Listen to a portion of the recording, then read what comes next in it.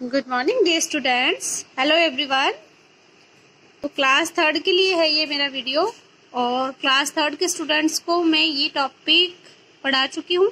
ये जो पार्ट है हमने आधा पढ़ लिया था।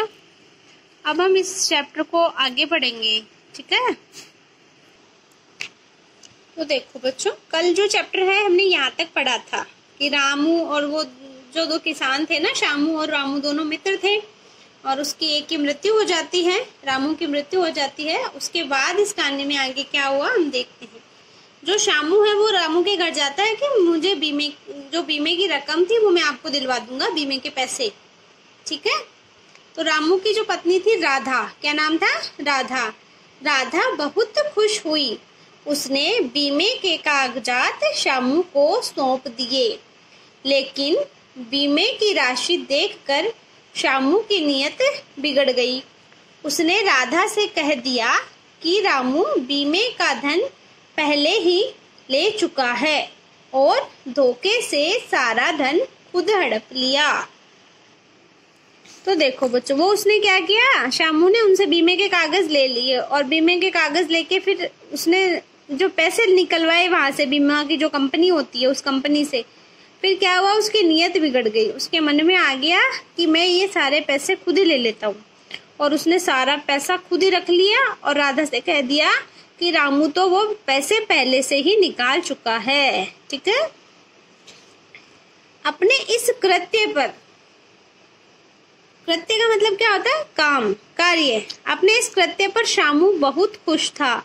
लेकिन देखो बच्चों, ये चित्र में जो आपको दिखाई दे रहा है कि किसी के गलत पैसे खाने से देखो ये जो शामू का पुत्र है ना, ये बीमार हो जाता है, ठीक है। वह धोखे से प्राप्त धन से अपने बच्चों के लिए नए नए कपड़े व खिलौने लाया तथा एक नया खेत खरीदा। उसने खेत में फसल बोई। उसने उन पैसों से क्या किया, जो उसके दोस्त के बीमे के पैसे थे, अपने बच्चों के लिए नए नए कपड़े लाया, खिलौने लाया और एक नया खेत भी खरीदा।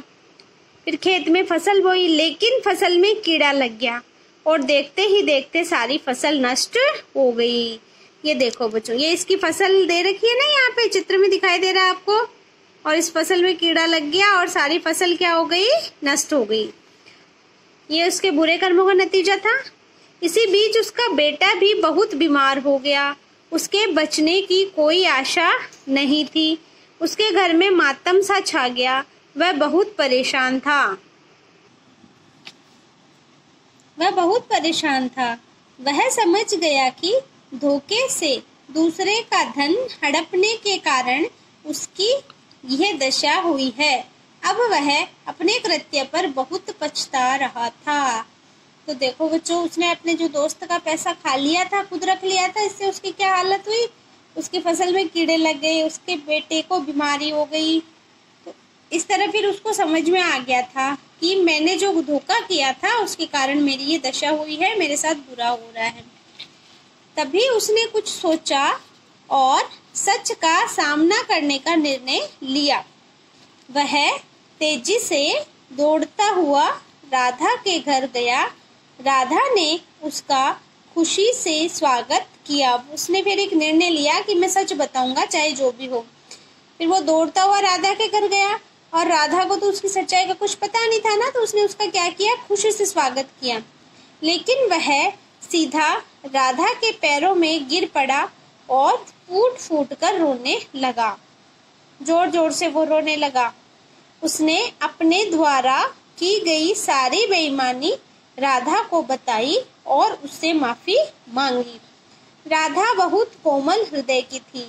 बेटा, जो महिलाएं होती है वो वैसे कोमल हृदय की होती है, जल्दी माफ कर देती हैं। उसने शामू को माफ कर दिया। अब देखो कितनी बड़ी बात थी, शामू ने उसके बीमे के पैसे खा लिए। उस बेचारी को जो थी वो पहले से दयनीय स्थिति में थी, गरीब थी, उसको और ज्यादा गरीब बना दिया उसने। फिर भी उसने क्या किया, उसको माफ कर दिया कि चलो मेरे पति का दोस्त है, तो उसने उसको माफ कर दिया था। अब ये दो प्रश्न देखने हमको कि शामू ने धोखे से प्राप्त धन से क्या खरीदा। तो शामू ने क्या खरीदा था, एक खेत खरीदा था। राधा ने खुशी से किसका स्वागत किया था, तो राधा के घर तो शामू का आना जाना था, तो उसने शामू का स्वागत किया था, ठीक है बच्चों। घर आकर शामू ने देखा कि उसके बेटे की हालत में धीरे धीरे सुधार हो रहा है। अब शामू पूरी तरह बदल चुका था। उसने कड़ी मेहनत कर पुनः फसल उगाई, साथ ही राधा के खेतों की भी देखभाल की। अब देखो बच्चों, उसने अपनी दोस्ती का सही फर्ज अब अदा किया था। उसने बहुत मेहनत की, कड़ी मेहनत करके क्या उगाई? फसल उगाई। साथ ही जो अब राधा थी, उसके दोस्त की पत्नी थी, उसके खेतों की भी देखभाल की। शामू ने धीरे धीरे बीमे की सारी धनराशि भी राधा को लौटा दी। उसने जो भी पैसा हड़पा था वो उसको लौटा दिया। उसने भविष्य में कभी किसी के साथ बेईमानी न करने का प्रण लिया तथा राधा को अपनी मुंह बोली बहन बना लिया। अब वह सदा दूसरों की सहायता करता था और सुख से रहता था। तो देखा बच्चों आपने कि गलती हो जाती है सबसे। इंसान है, इंसान गलतियों का पुतला होता है, उससे गलती हो जाती है, लेकिन उस गलती को स्वीकार करना और गलती को स्वीकार करके उसे सुधारना बहुत बड़ी बात होती है। इसलिए हम सबके लिए भी ये सीख है इस कहानी के द्वारा कि चाहे हम गलती हो जाए हमसे, अगर गलती हो जाती है हमसे तो हम उसकी माफी मांग लें, उस गलती को स्वीकार करें और दोबारा कभी उस गलती को करने की गलती ना करें। समझे बच्चों? ठीक है। और आज आपका होमवर्क है, आपको शब्दार्थ लिखने हैं। Understand everyone? होमवर्क में क्या करना है? आपको शब्दार्थ लिखने हैं। जिस तरह आप पहले लिखते थे अपनी नोटबुक में 1 by 1, उसी तरह लिखने हैं। ठीक है? Okay, good bye everyone, take care.